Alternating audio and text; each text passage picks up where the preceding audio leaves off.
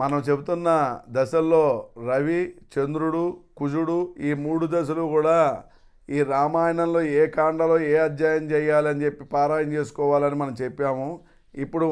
మనం చెప్పుకోవాల్సిన దశ ఏంటయ్యా అంటే ఈ కుజమహర్ దశ అయిపోయింది కాబట్టి తర్వాత మనం చెప్పుకునేది ఏంటంటే కుజుడు తర్వాత వచ్చే దశ మనకి రాహు మహర్దశ గురించి చెప్పుకుందాం. ఈ రాహు మహర్దశ కనుక నడుస్తున్నట్టయితే యుద్ధకాండలో 75వ సర్గ పారాయణ చేసుకోవాలి. అలాగే రాహులో కనుక రాహు నడుస్తున్నట్టయితే అంతర్దశ యుద్ధకాండలో 50వ సర్గ పారాయణ చేయాలి. అలాగే రాహులో గురుడు నడిచినట్టయితే కిష్కందకాండలో 26వ సర్గ పారాయణ చేయాలి.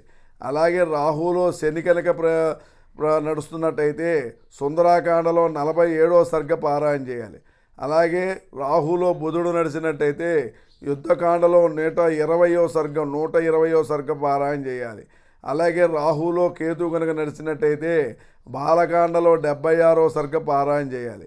అలాగే రాహులో కనుక శుక్రుడు నడిచినట్టయితే సుందరాకాండలో 65వ సర్గ పారాయణ చేయాలి.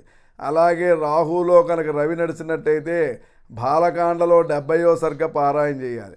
అలాగే రాహులో కనుక చంద్రుడు నడిచినట్టయితే ఉత్తరాకాండలో 37వ సర్గ పారాయణ చేయాలి.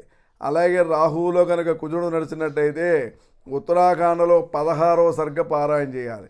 ఈ విధంగా రాహు మహర్దశ నడిచినప్పుడు అంతర్దశలు కనుక బాగుండకపోతే ఈ రామాయణంలో ఉండే